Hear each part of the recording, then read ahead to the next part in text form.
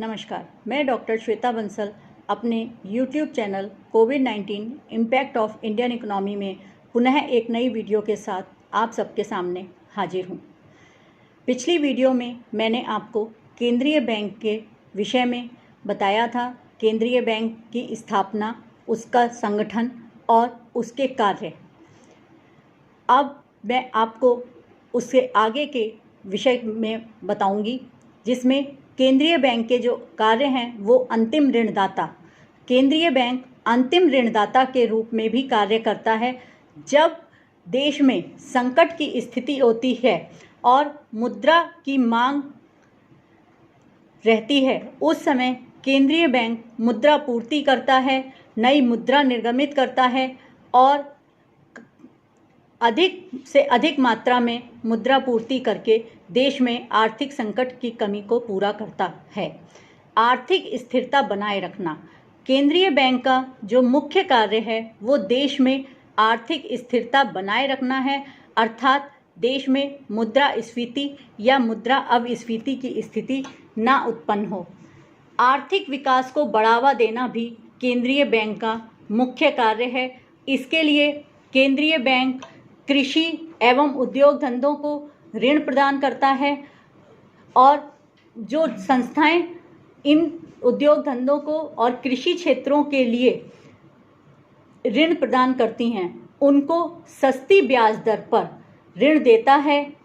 केंद्रीय बैंक इस प्रकार की नीति बनाता है कि जिससे आर्थिक विकास को बढ़ावा मिले। केंद्रीय बैंक देश में स्थिरता के साथ साथ आर्थिक विकास में वृद्धि के लिए भी कार्य करता है और बैंकिंग प्रणाली के द्वारा किसानों, उद्यमियों और व्यापारियों को पर्याप्त मात्रा में साख मिलती रहे, जिससे बैंकों से ऋण लेकर निवेश करें और निवेश से पूंजी निर्माण में देश में वृद्धि हो। जब देश में पूंजी निर्माण में वृद्धि होगी तो देश का आर्थिक विकास भी होगा और आर्थिक विकास के साथ साथ राष्ट्रीय आय में भी वृद्धि होगी। इसके बाद जो केंद्रीय बैंक एक और मुख्य कार्य करता है वो करता है साख पर नियंत्रण की विधियां।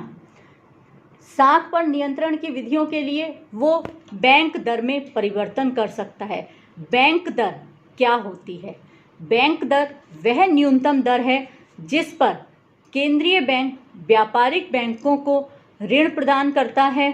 व्यापारिक बैंक विनिमय बिल, सरकारी तथा अन्य प्रतिभूतियों, व्यावसायिक हुंडियों आदि के बदले में केंद्रीय बैंक से वित्त प्राप्त करते हैं। बैंक दर में परिवर्तन से व्यापारिक बैंकों को जिस दर पर ऋण प्रदान किया जाता है उसमें परिवर्तन हो जाता है, अर्थात बैंक से ऋण प्राप्त करने की लागत में परिवर्तन हो जाता है, जिससे देश में मुद्रा पूर्ति में कमी या वृद्धि हो जाती है। अब इसको मैं आपको एक उदाहरण के द्वारा समझाती हूँ। माना देश में मुद्रास्फीति की स्थिति है तो मुद्रा नीति इस प्रकार बनाई जानी चाहिए कि देश के नागरिक बैंकों से ऋण लेना कम कर दें और जिन्होंने बैंकों से ऋण लिया हुआ है वह शीघ्र अतिशीघ्र अपना ऋण वापस करने के लिए तत्पर रहें। ठीक इसके विपरीत जब देश में मुद्रा अपस्फीति की स्थिति हो तब बैंक द्वारा ऋण उदारतापूर्वक प्रदान किए जाने चाहिए। इसके बाद जो चीज़ आता है वो आता है कि बैंक दर की परिसीमाएं क्या होती हैं, लिमिटेशंस ऑफ बैंक रेट। क्योंकि बैंक दर के लिए कुछ लिमिटेशंस भी आवश्यक हैं, जैसे मुद्रा बाजार की सभी शेष दरें बैंक दर के साथ साथ बदलें। बैंकों से ऋण लेने वाले व्यक्तियों, व्यापारियों और उद्योगपतियों पर ब्याज दर में परिवर्तन हो जाने पर उन पर आर्थिक दबाव पड़े। इसके विपरीत मंदी की अवस्था में ब्याज दर में कमी होने पर व्यक्तियों, व्यापारियों, उद्योगपतियों को ऋण लेने के लिए प्रोत्साहित नहीं कर सकते हैं, क्योंकि मंदी की अवस्था में लाभ की उम्मीद बहुत कम होती है और वह कम ब्याज दर पर भी ऋण लेना उचित नहीं समझते।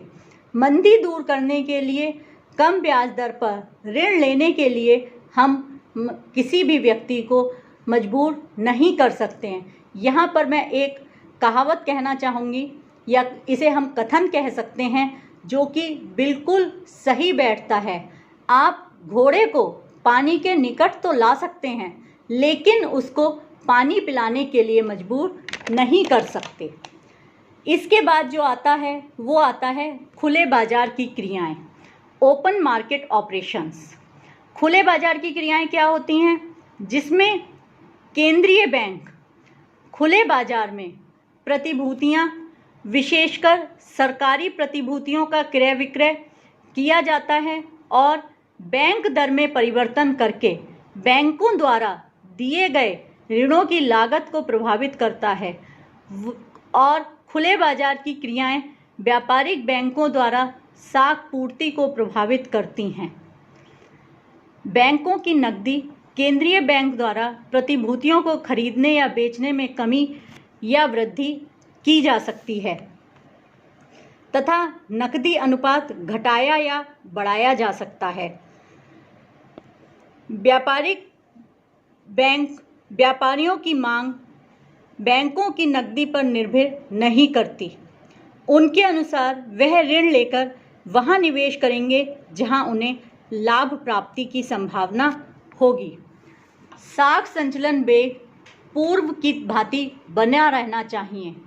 प्रतिभूति बाजार में अल्पकालीन तथा चिरकालीन सभी प्रकार की प्रतिभूतियों का क्रय विक्रय किया जाना चाहिए और यह सब विकसित देश में ही संभव है।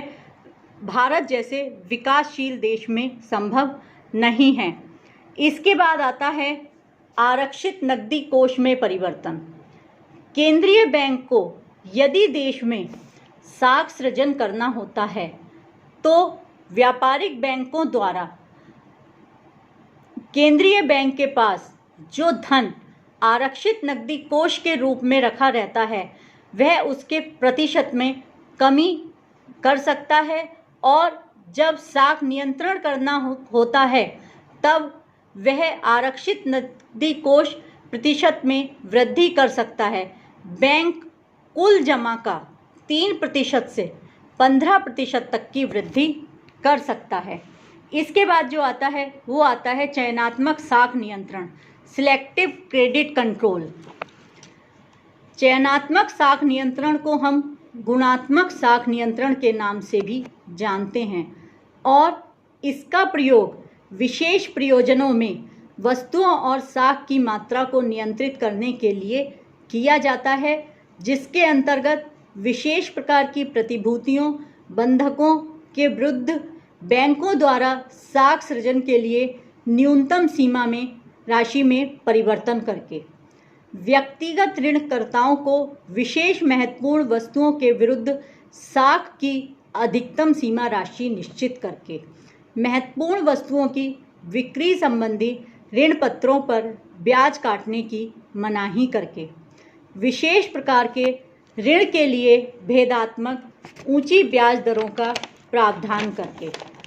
इसके बाद जो आते हैं वो आते हैं केंद्रीय बैंक के नैतिक प्रभाव।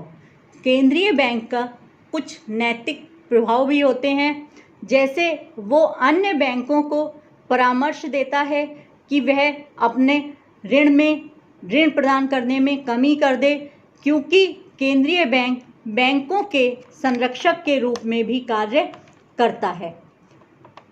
धन्यवाद।